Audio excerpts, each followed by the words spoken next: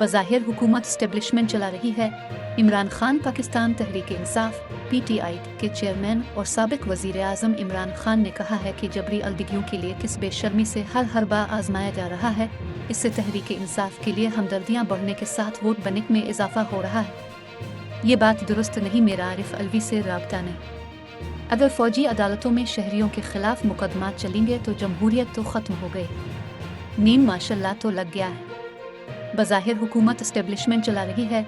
इक़्तिदार में आए तो आइन के मुताबिक जस्टिस काजी फ़ाइज़ ईसा के साथ चलना पड़ेगा।